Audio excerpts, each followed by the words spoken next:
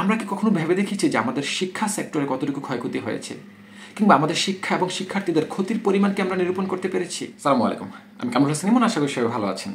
গত জুলাই পরবর্তী সময়ে এই যে আমাদের গণ অভ্যুত্থান, এই অভ্যুত্থান থেকে শুরু করে বন্যা পরবর্তী সময় পর্যন্ত প্রায় 2 মাস আমাদের শিক্ষা প্রতিষ্ঠানগুলো বন্ধ ছিল।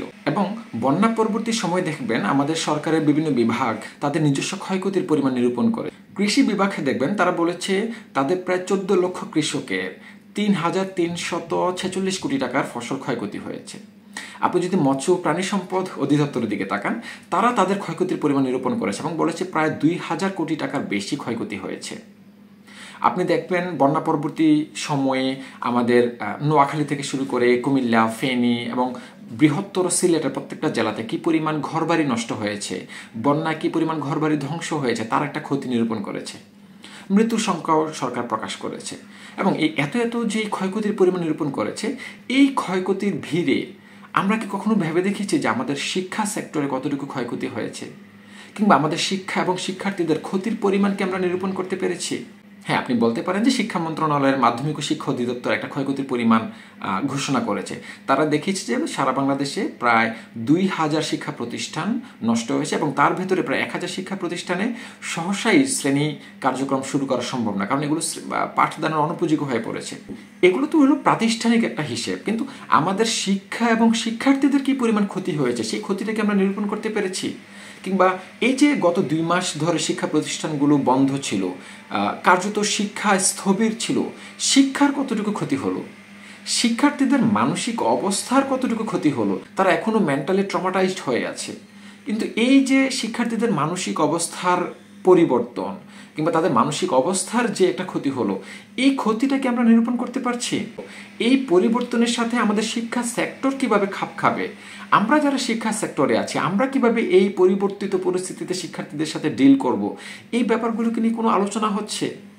এই ক্ষতিটার কি আর্থিক কোনো মূল্যমান আমরা নির্ধারণ করতে পারছি, কিংবা অন্য কোনো মাধ্যমে এই ক্ষতিটাকে আমরা নিরূপণ করতে পারছি, কিংবা আদৌ আমরা ভাবছি কিনা যে এই ক্ষতিটা নিরূপণ করতে হবে? আমি এখন পর্যন্ত দেখিনি যে এই আমাদের শিক্ষার কতটুকু ক্ষতি হলো, শিক্ষার্থীদের মৃত্যুর সংখ্যা বাদে শিক্ষার্থীদের কতটুকু ক্ষতি হলো, এই ব্যাপারগুলো নিয়ে আলোচনা আমি এখন পর্যন্ত পাচ্ছি না। বর্তমান থেকে শিক্ষা নিয়ে যদি আমরা এই ব্যাপারগুলোতে কিভাবে কাজ করব, এই ধরনের পরিবর্তিত পরিস্থিতিতে আমরা কি ধরনের পূর্ব প্রস্তুতি গ্রহণ করব, কিংবা ক্রান্তিকালীন সময়ে আমাদের শিক্ষা বিভাগের কি ধরনের করণীয় থাকবে, এই জিনিসগুলো যদি আমরা বর্তমান থেকে শিক্ষা না নিই তাহলে ভবিষ্যতে কিন্তু আমরা এই ব্যাপারগুলোতে কার্যকর কোনো পদক্ষেপ নিতে পারবো না। বাংলাদেশের সবাই সব সেক্টর নিয়ে অনেক চিন্তা ভাবনা করেন, অনেক সংস্কার কমিশন হচ্ছে। আপনি ভালো করে খেয়াল করে দেখবেন শিক্ষা এবং শিক্ষার্থীদের কার্যত তেমন কোনো কিছুই দেখছি না।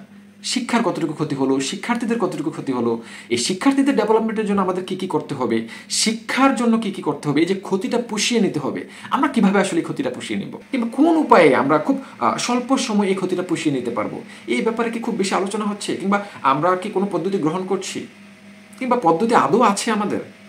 আমার মনে হয় আমাদের এখন চিন্তা ভাবনা করার সময় এসেছে যে সরকারের অন্যান্য বিভাগের মতো আমাদের শিক্ষা বিভাগেরও কতটুকু ক্ষতি হলো, সেই ক্ষতি নিরূপণ আমরা কিভাবে করব, আমরা এই ক্ষতিগুলোকে কিভাবে আরো খুব স্বল্প সময়ে পুষিয়ে নিতে পারবো, ভবিষ্যতে যখন এই ধরনের পরিস্থিতি আমাদের সামনে আসবে আমাদের পূর্ব প্রস্তুতি কেমন হবে, ক্রান্তিকালীন সময়ে আমাদের করণীয় কি হবে, তা ঠিক আগে থেকে আমাদের একটা রূপরেখা দাঁড় করিয়ে রাখতে হবে। সকল বিভাগের মতো আমাদেরও সময় এসেছে শিক্ষা বিভাগ নিয়ে চিন্তা ভাবনা করা, শিক্ষার্থীদেরকে নিয়ে চিন্তা ভাবনা করা, শিক্ষার ক্ষতি নিয়ে চিন্তা ভাবনা করার। ধন্যবাদ সবাইকে।